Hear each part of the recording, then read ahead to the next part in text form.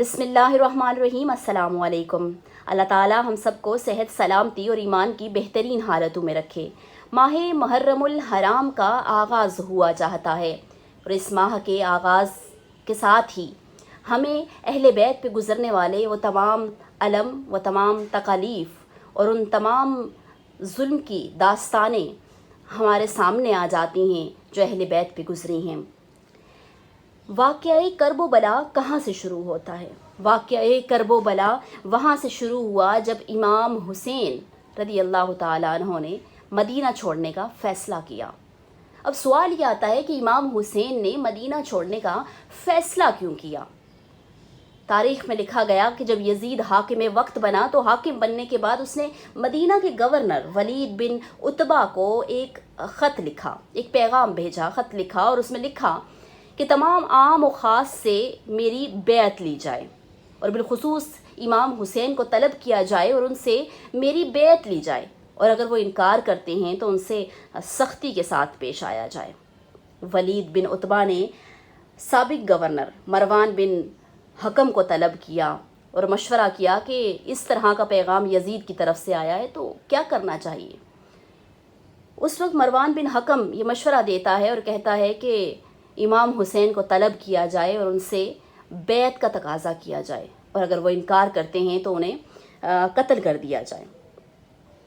رات کے وقت ولید بن عتبہ نے حضرت امام حسین کو یہ پیغام بھیجا کہ وہ ان سے آ کر مل لیں۔ حضرت امام حسین رضی اللہ تعالیٰ عنہ اپنے ساتھیوں سے یہ فرماتے ہیں کہ اگر اس وقت پیغام بھیجا گیا ہے تو مطلب کوئی بات ضرور ہے، ہم لوگ چلتے ہیں اور تم لوگ باہر ہی کھڑے رہنا۔ اگر میں بہت دیر تک باہر نہیں آتا یا میری آواز بلند ہو جاتی ہے تو پھر تم لوگ اندر چلے آنا، بصورت دیگر آپ لوگ باہر ہی کھڑے رہنا۔ امام حسین چل پڑتے ہیں اور ولید بن عتبہ کے پاس اندر تشریف لے جاتے ہیں۔ ولید بن عتبہ یہ کہتا ہے کہ آپ یزید کی بیعت قبول کر لیں۔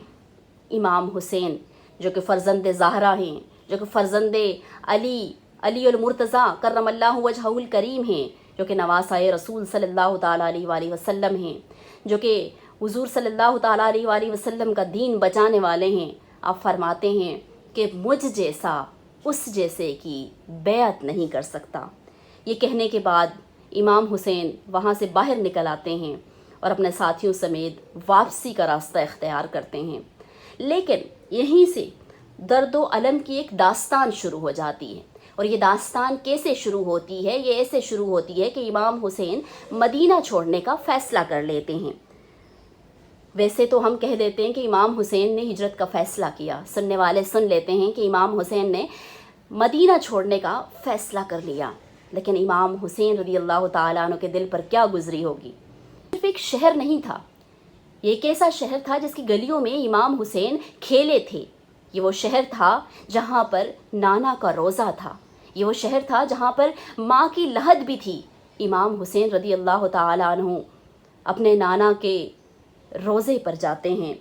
شاعر لکھتا ہے کہ تیرے شہر سے جاتے ہیں، دے ہم کو دعا نانا، آباد کریں گے ہم اب کرب و بلا نانا، تیرا دین ہے مشکل میں نانا میں کیسے رہوں گھر میں، طفلی میں کوئی وعدہ تھا تجھ سے کیا نانا، اماں کی لحد چھوٹی روزہ بھی تیرا چھوٹا، اس وقت کلیجے پہ خنجر سا چلا نانا۔ یعنی امام حسین رضی اللہ تعالیٰ عنہ کی شہادت تو 10 محرم الحرام کو ہوئی، 10 محرم الحرام کو آپ کی گردن پر خنجر چلا، لیکن آپ کے سینے پر خنجر تو 28 رجب المرجب کو چلا جب امام حسین نے مدینہ چھوڑنے کا فیصلہ کیا۔ امام حسین اپنے نانا کے روضہ انور پر حاضر ہوتے ہیں۔ روایتوں میں آتا ہے کہ امام حسین جب روضہ رسول صلی اللہ تعالیٰ علیہ وآلہ وسلم پر حاضر ہوئے تو اپنے قدم جمع کے رکھے، دل غمگین تھا، لیکن جب اپنی والدہ کی لحد پر حاضر ہوئے تو امام اس طرح لپکتے ہیں اپنی والدہ کی لحد کی طرف، حضرت فاطمہ الزہرا رضی اللہ تعالیٰ عنہ کی لحد کی طرف ایسے لپکے جیسے کوئی بچہ اپنی ماں کی گود کی طرف لپکتا ہے، کیونکہ امام حسین جانتے تھے کہ یہ مدینے میں سے ان کی آخری روانگی ہے۔ امام حسین یہ جانتے تھے کہ ان کے قدم دوبارہ اس مٹی کو نہیں چھو سکیں گے۔ امام حسین یہ جانتے تھے کہ وہ اپنی ماں کے قدموں میں آخری بار حاضری دے رہے ہیں، امام یہ جانتے تھے کہ وہ اپنے نانا کے روضے پر آخری بار حاضر ہوئے ہیں۔ امام حسین رضی اللہ تعالیٰ عنہ کا مدینے سے سفر بہت ہی تکلیف دہ تھا کہ مدینے میں اداسی ہے، کیونکہ فرزند پیمبر کا مدینے سے سفر ہے۔